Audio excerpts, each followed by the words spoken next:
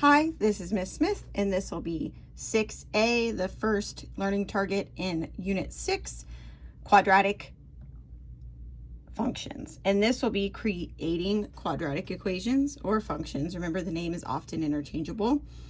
So in this method of creating quadratic equations, you'll be given a pattern. As you see, this is called a quadratic pattern.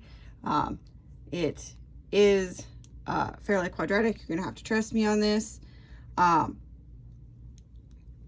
so we have to figure out what's happening. Now, as you might not know if you've watched the pre-unit notes, a quadratic means that there's an x squared somewhere. There's a variable that has been squared.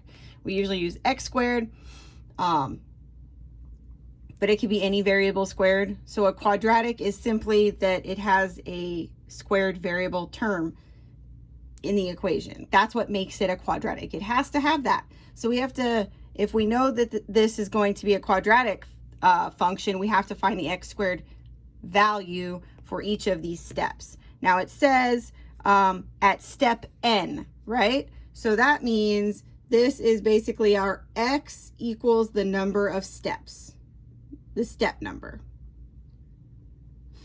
So this has step n, so we're going to convert this to n. And then this, in our example, we're going to call the squared n squared. So we have to look for n squared first. So we're going to look at step 1. Step 1 would be n equals 1. Step 2 would be n equals 2. Step 3, it's the same. So that's how you find your n. So then I like to find out what x squared looks like at each step. So we're going to substitute in our numbers for our variable. So substitution, it's an important thing in your Algebra 1 toolbox. We should all have it, or research into learning it better and practice it. So we're going to do n equals 1. If we're looking for n squared, that means we need to know 1 squared. And at step 2, we need to know 2 squared. And at step 3, we need to know 3 squared. And at step 4, n squared will be 4 squared. So then I like to find out how many blocks this is going to be. 1 times 1 is 1.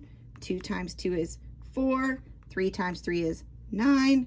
4 times 4 is 16. So this is how x squared should look if this is n equals 1, n equals 2, n equals 3, n equals 4, because it would be substituted in. But it's probably pretty obvious that there's more going on. So we have to figure out what that more is. So I'm going to highlight one block here. So I'm just going to highlight one block. So we have 1. So that's where x squared is here. X squared here should be 4 blocks. So I'm going to highlight 4 blocks. This is supposed to be 9. So I'm going to go and highlight 9 boxes. Okay. And I'm going to 4 times 4 is 16. So we should highlight 16 boxes. Okay. And then you can highlight, or you don't have to highlight if you just count. So you could count and be like, this is supposed to be 1. How many extra do I have? 2 extra. This is supposed to be 4. How many extra do I have? 2 extra. This is 9. How many? This x squared is supposed to be 9. How many extra? 2 extra. Same for this, 2 extra. So that every time we square it, we're also adding 2. Every time. So now we have what the equation looks like. We just don't have it in function form. So I'm going to say my function as with an input of the number, the step, my f of n is going to be equal to, well, I know x squared, 1 squared, 2 squared, 3 squared, 4 squared, that represents your n squared. So that just gets replaced, this first part gets replaced with n squared. Then you just see the thing that's happening in the end. Plus 2 every time. So now you know that this quadratic pattern, the function for it is f of n equals n squared plus 2. And that is the first part of topic 6, or learning target 6A. Here is the second part of 6A. It has to deal with quadratic functions in the form of area functions. So we are going to read this problem. The hospital is building a rectangular outdoor lunchroom against the exterior of the building. It's apparently supposed to be a hospital building. It uses 400 feet of fencing and encloses 3 sides. So this black line would represent the lunchroom for the hospital, and it has 1, 2, 3 sides. If you do not have a picture and you're given a word problem like this, create one. You just draw one, okay? So for this, the thing I see that helps me understand this is if this is W, this is also W, because as you know, rectangles have opposite sides that are congruent or the same length. So I know if this is W, that is also W. Then we need to go down and see what it's asking us to do. It says write an equation to represent the length of the lunchroom in feet as a function of width. Okay, so that means that L is going to be in terms of W. So I need something that says L equals at the end. So when it says as a function of, it's L equals. I need something in terms of L to represent it. L equals. We don't really have much information, so we have to go back to our story and look at what we've got.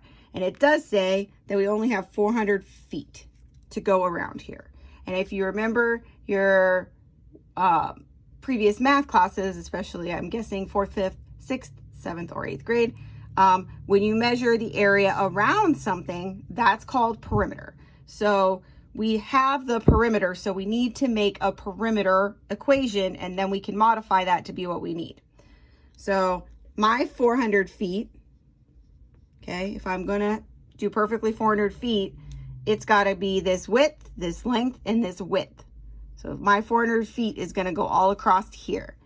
So that means that my 400 feet is gonna equal my 2W and my L. Okay, so my perimeter, my 400 feet, is made up of, or equal to, 2 widths and a length. Well, this is great that we have an equation now, so that's what we need. However, remember I said our equation needs to say L equals because it says represent the length. So we have to make it work. So I'm going to use our toolbox, and I know that we can solve equations for a variable using inverse operations. Inverse operations is one of those things you need to have in your toolbox that needs to be strong, and so we are going to use that tool to help us accomplish this goal. So we are going to underline L, that's what we need.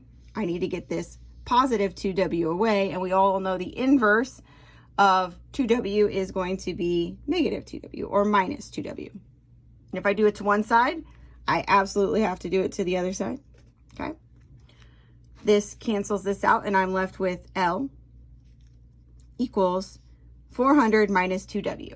Now, 400 and 2W are not like terms, so we cannot combine them. We can only combine and simplify like terms. These are not like terms. It's not apples to apples here. So we're just going to write it out. And we have our equation. L is by itself. Now, if you don't like the equation written like this, you can just flip the sides. This equal sign means that they're equivalent, that they have the same value. So as long as you don't change the order of this here, and this remains 400 minus 2W because the order matters with subtraction, you can rewrite it like this if this makes it easier to understand for you. Okay, so then it asks us, using this same scenario, write an equation to represent the area in square feet of the lunchroom as a function of width. So we want area as a function of width. So basically we want A of W. So if we were doing a regular area equation, we would say, oh, this is length times width. Done. However, this says we need A of W.